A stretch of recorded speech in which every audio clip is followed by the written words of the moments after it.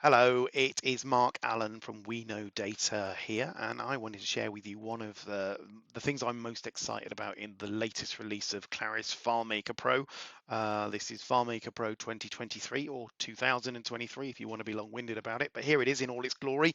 And as you can see straight off the bat, a brand new logo, which is pretty exciting. It's not the reason I'm recording the video, but it's a nice to have. And let's just go through some of the features that are included in the latest version of FileMaker Pro. We got PDF thumbnail generation, there's dark mode support, you can send mail via OAuth 2.0. One that people are genuinely going to get excited about is the on-window transaction script trigger. Which is really pleasing. Trigger Claris Connect flow script step as well, so make that interaction with Claris Connect a lot more seamless. And there's loads of extra things in there, not just in FileMaker Pro, but obviously FileMaker Server. But the one that I'm particularly pleased about, and the one that I think is going to make a big difference to end users, is this fella here. It is perform script on server with callback script step, which I am particularly excited about because I think it's going to make a big difference to end users. So what I'm going to do now is sort of drill down into that a little bit, give you a little bit of a demonstration of how that could look practically, just with an idea that I've come up with off the top of my head, and hopefully that'll spark some more ideas from you and how you can use it for your different processes. And we'll start using it going forwards. Here is the quick demo that I'm talking about. So let's have a look at how perform script on server with callback works on an actual demo file that I've got here. So the first thing you'll notice, if you open your script workspace and you type in PSOS, you now get two options. You get perform script on server and perform script on server with callback. Now, obviously, perform script on server has been around for ages, since 2013 with the release of FileMaker 13. And it's always been a bit of a game changer and continues to be so if you need to run any set of tasks that is particularly processor intensive. So you would say it needs to create a bunch of records, and it needs to loop through those records and create child records of them and do all the other stuff.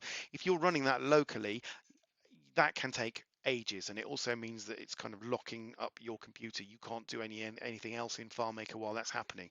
If you send it to the server, it runs much more quickly and frees you up.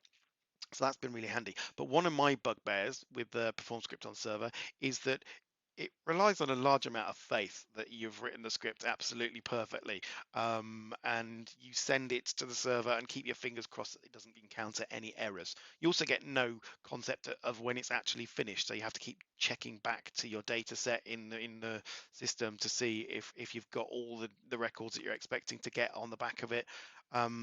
Now, this is where hopefully perform script on server with callback will make a big difference, because the way it works is you can specify a script to run on the server, right, which is the same as it used to be. So let's just say that our PSOS script is running on the server.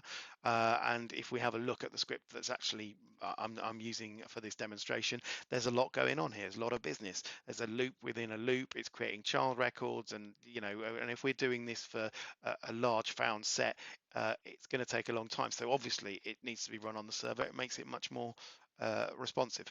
However, once that's finished, we get the option to specify a callback script. That is a script that is going to run locally on the end user's machine when the PSOS script has finished running. And this is where I'm particularly excited, because what it can do now is, for example, tell the end user when that PSOS script has finished and that you're now ready to review all the records that you've just created on the back of it. You could also get it to feedback any errors that's encountered, so that you're not just in the dark and having to review all your data set to hope that everything's okay. So I've just written a very simple callback script here, which basically tells me how many records it's run, tells me that it's all finished, and says you can actually review those records now, or you can just keep doing what you were doing in the first place. So it's very simple to do. You just specify your callback script once that's run, and there it is. Now let me show you that in a real life application. So let's just use this demo file that we've got here. This is a file that we kind of built for one of our clients, and we've now repurposed for demonstration purposes to keep track of a sales leads. Okay, so sales leads obviously go through a set process. You've got, it starts a new lead, and then you send an intro email and book follow-up calls. You can send quotes, but obviously the finance department are doing that. So uh, you switch teams and you'll see that your finance department is now able to see the quotes that they need to send. So let's go back to the sales team. So what we want to do for this test example is to say we are going to create a bunch of new sales leads. Let's say we went to an event. Let's say we went to a sales event and we got a load of signups. Okay, so we've got 500 different signups here of people that want to be contacted for sales leads. Now, what we can do is import those into the system, send it to the server to generate all the sales leads. And what we need to do there is apply different fields to the lead, and we also have to specify what tasks need to be completed on the back of that. So let's show that in action now. I've just filled out this information previously just so it's a bit easier, a bit quicker. So what we've got here is the date of the event. I'm going to call it callback test 1, 2, 3 for now. Okay, we're going to allocate the sales lead template. We're going to say that it's a new lead, so it's actually going to be included in this part of the dashboard, and we're going to allocate it to sales. Obviously, if we wanted to change that, we'll just say send quote. For example, they just want quotes and they don't want any marketing guff, then you would just send quote in finance. But for now, we're going to say it's a new lead and it's going to be allocated to sales. Once that's all filled out, I'm going to click on save. Now, this part of the process is importing all of those records into FileMaker. That does need to happen locally. You can't do that on the server at present. And I'm sure there's any number of reasons why you don't want it like locking up your server if someone decides to send 100,000 records to it. So that's better to keep that local. That's done. Now what we're going to do is replace the a field with UUID so that we can find that, or the server can find that when it's doing it. Now everything else is happening on the server.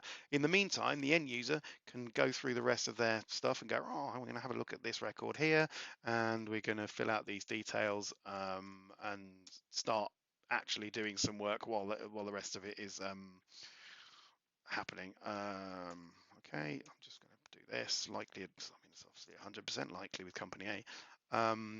And I don't quite know where. Oh, right, that's finished. So this is now telling us the process is finished. This is the callback script. A new batch of 500 application records has just been created. What a time to be alive. Do you want to view the newly created records now or wait until later? So now you can specify whether you do it now or later. Now, if I specify now, it will then finish the process, take me back to the dashboard, and I can look at all my new leads that have literally just been created with callback test 1, 2, 3. Now, as I say, there are lots of other different practical applications you can have on that, particularly, you know, if you were running a multi-step process and you want some script steps that are only able to be run locally, then you want to kind of pass the bulk of the stuff to the server and then bring it back to do that stuff locally. And I'm sure that you can come up with some other great examples of things that you can do. This is just the one that I decided to use off the top of my head. So get cracking. That's all I can say. This is a great new feature that FileMaker have introduced. So start testing it out, start using it for yourself, and hopefully you're as excited as I am about it. Thanks for listening. Bye.